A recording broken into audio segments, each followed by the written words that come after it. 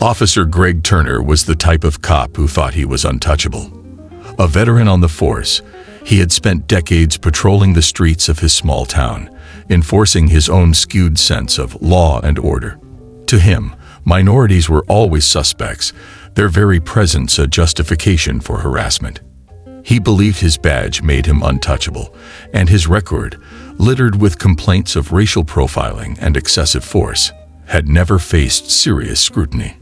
It was late one evening when Turner, patrolling his usual route, spotted a sleek rental car parked outside a small diner.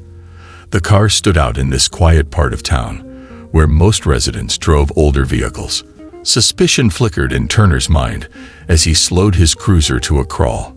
Peering through the windshield, he saw a man step out of the car.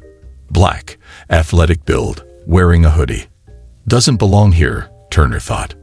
What Turner didn't realize was that the man he was watching was Floyd Mayweather, the undefeated boxing champion. Floyd had just finished a charity event in a nearby city and decided to stop for a quick meal before heading back to his hotel. He wanted to keep things low-key, dress casually, without the entourage or fanfare that usually followed him. Turner parked his cruiser and stepped out, his hand already hovering near his baton. He approached Floyd quickly, his boots crunching against the gravel. "Hey, what are you doing here?" Turner barked, his voice sharp with authority. Floyd paused, confused by the aggressive tone. He turned calmly, his expression neutral. "Just grabbing something to eat," he replied, his voice level. Turner wasn't satisfied. He glanced at the rental car, then back at Floyd. "That your car?" he demanded. "Yes, it's a rental," Floyd said, keeping his tone polite. "Is there a problem?"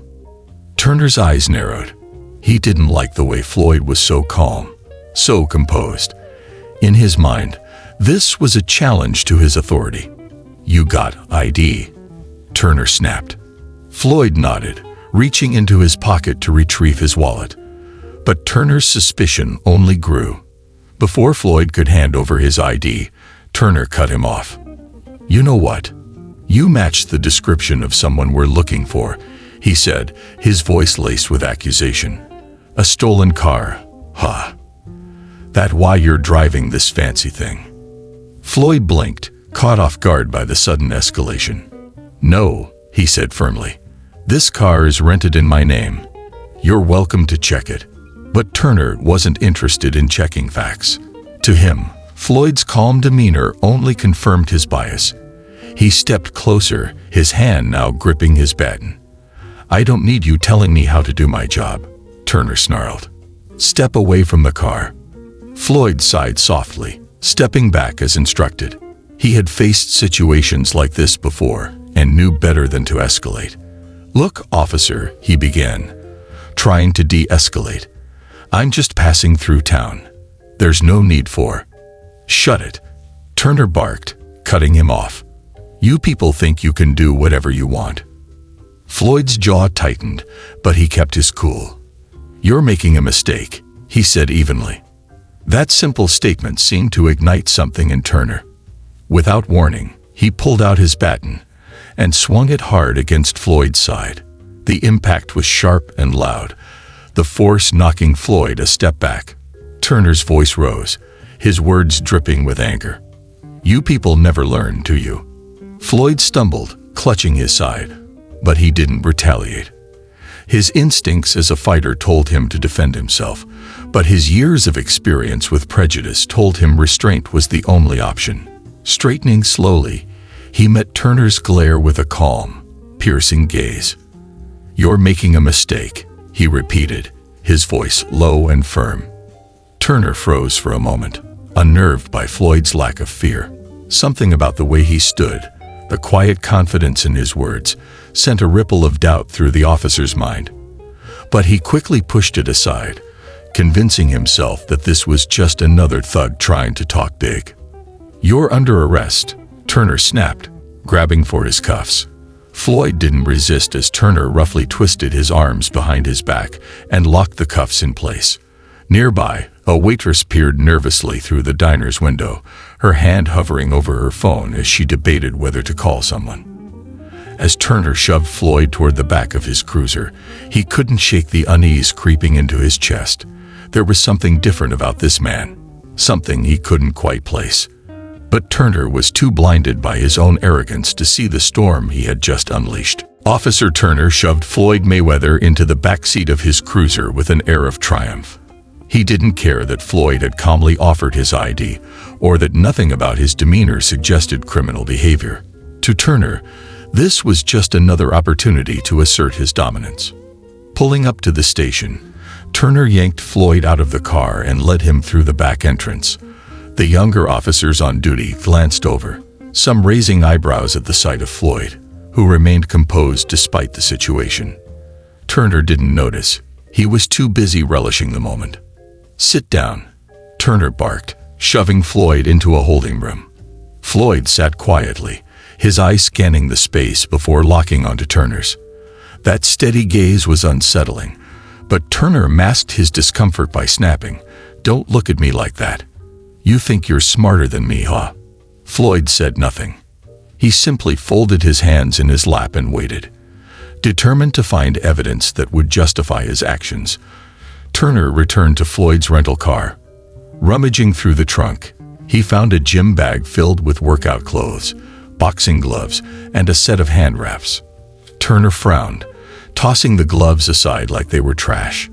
"What, you think you're some kind of athlete?" he muttered under his breath. The discovery did nothing to change his mind.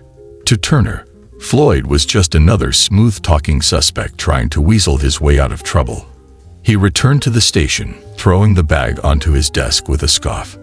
Meanwhile, Officer Daniels, one of the younger officers at the station, had been watching the situation unfold. Daniels was fresh on the force and still idealistic, unlike Turner, whose years of unchecked power had warped his sense of duty. Something about the way Floyd carried himself struck Daniels as unusual. Floyd wasn't acting like someone who was guilty, or even scared. His calm, composed demeanor seemed more like a man used to being in control, someone who knew exactly what he was doing. Daniels couldn't shake the feeling that he recognized Floyd from somewhere. Curious, Daniels discreetly pulled out his phone and typed Floyd Mayweather into a search bar. His jaw dropped as images and articles filled the screen.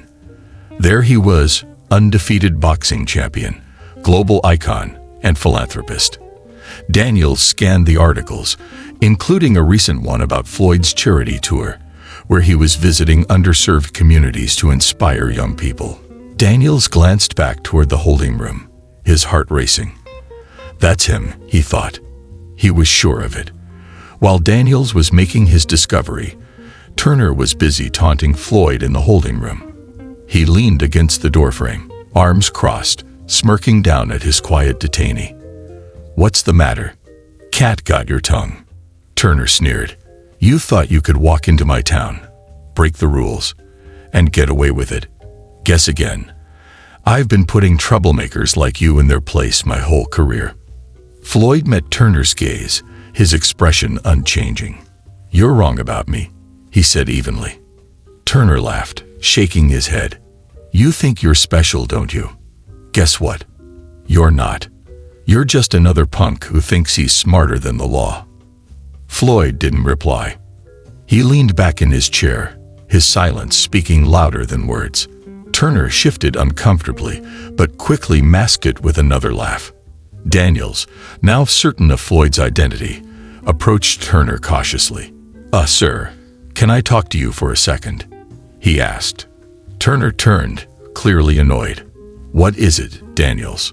Daniels lowered his voice, glancing toward the holding room. "I think you've got the wrong guy." Turner frowned. "What are you talking about?" Daniels hesitated but pushed forward. "That man in there. I think he's Floyd Mayweather. You know, the boxer. I just looked him up. He's here for some charity events. I think this is a huge misunderstanding." Turner scoffed loudly, dismissing Daniels with a wave of his hand. "Mayweather? Are you kidding me?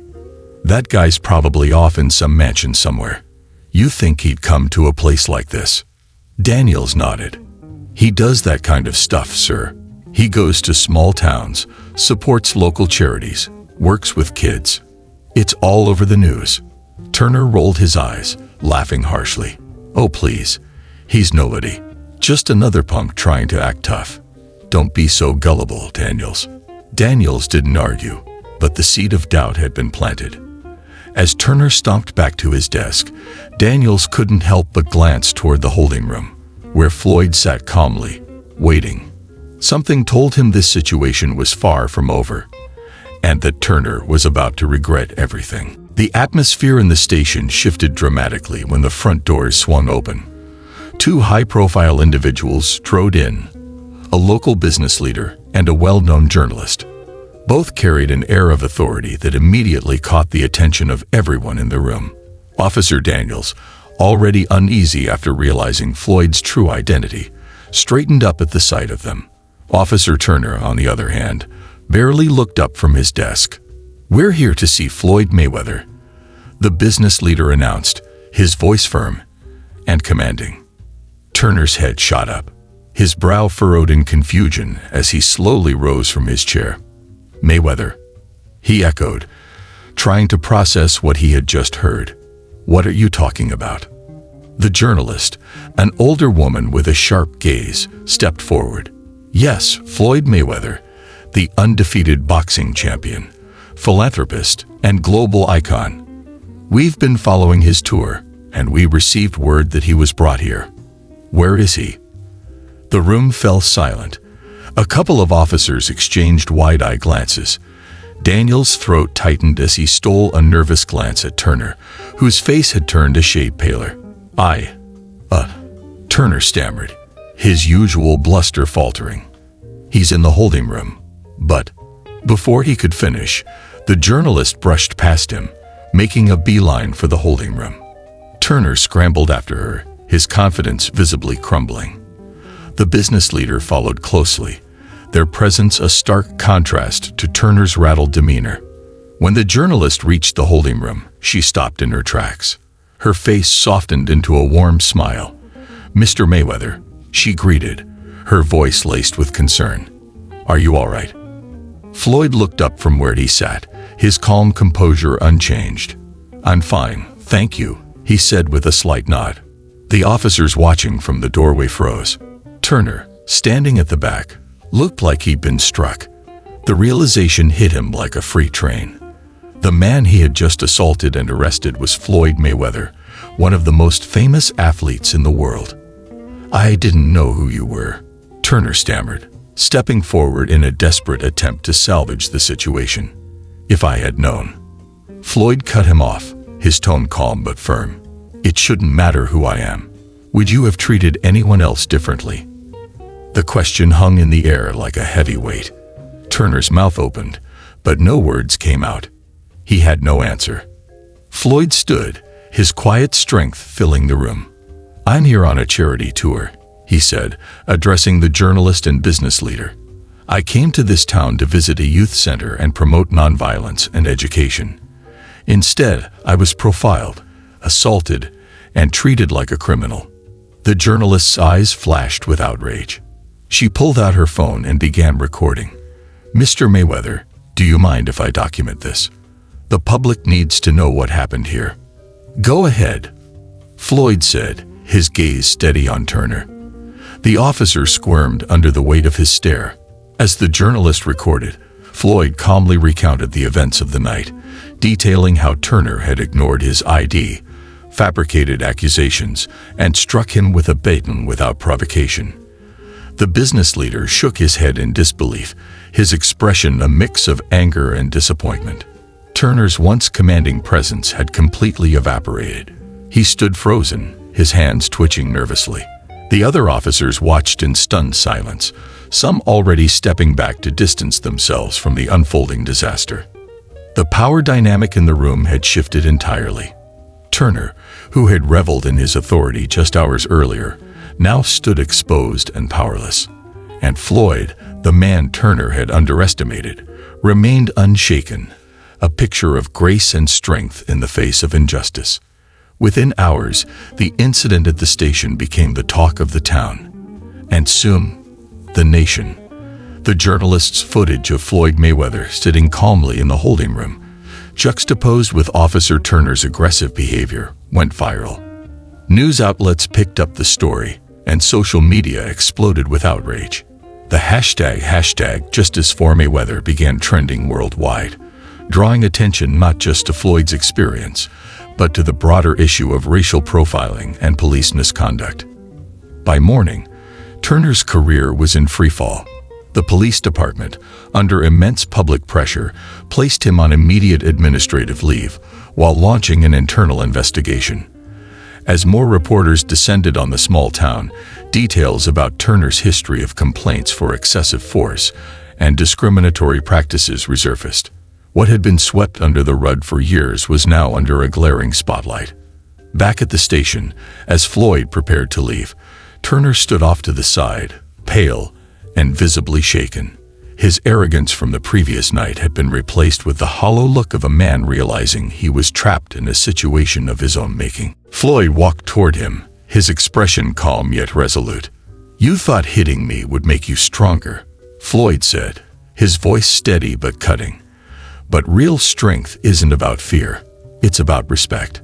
I hope you learn that before it's too late." Turner opened his mouth to respond, but no words came out. He simply watched, helpless, as Floyd turned and walked toward the exit. The door opened to reveal a crowd of supporters, reporters, and cameras waiting for him outside. Turner's view of the scene was obscured by the flood of light from camera flashes, but he could hear the cheers of the crowd. The fallout was swift and far-reaching. The video and story sparked national outrage, prompting renewed conversations about racial profiling, abuse of power, and police reform. Protests erupted across the country, demanding accountability and justice, not just for Floyd but for all those who had been victims of similar treatment. Meanwhile, Floyd used the platform to amplify his voice. Instead of seeking personal revenge, he focused on change. "This isn't about me," he told reporters during a press conference. "It's about creating a system where no one else has to go through what I did. This is about respect, equality, and justice." Floyd doubled down on his efforts to support youth programs, particularly those aimed at underserved communities. He poured resources into his nonviolence initiative, ensuring that children across the country had access to education, mentorship, and opportunities to thrive. The incident, while painful, became a turning point that fueled his mission to create a better future. Turner, disgraced and ostracized, was forced to confront his actions. The investigation into his conduct revealed years of unchecked abuse, leading to his permanent dismissal from the force. The department itself underwent sweeping reforms, including mandatory anti-bias training and the implementation of body cameras for all officers. Turner's name became synonymous with the consequences of unchecked power, a cautionary tale for others who might follow in his footsteps. A week later, Floyd returned to the youth center he had initially planned to visit. As he stepped inside, the room erupted into cheers. The kids, who had been following the news, crowded around him, their faces beaming with admiration. One boy, no older than 10, tugged at Floyd's sleeve. "Were you scared?" he asked, his voice filled with curiosity. Floyd knelt to the boy's level and smiled. "It's not about being scared," he said gently. "It's about staying strong and standing up for what's right, even when it's hard." The boy nodded, his eyes wide with understanding. Floyd stood and led the kids to the gym, where he began a boxing demonstration. As he taught them the importance of discipline, respect, and resilience, the camera panned out, capturing the scene of hope and determination. In that moment, Floyd was more than a champion fighter. He was a symbol of perseverance and justice, proof that strength wasn't about brute force, but about using power to uplift others and create change. The crowd watching knew they were witnessing something extraordinary, the triumph of dignity over prejudice, and the enduring spirit of a man who refused to be broken.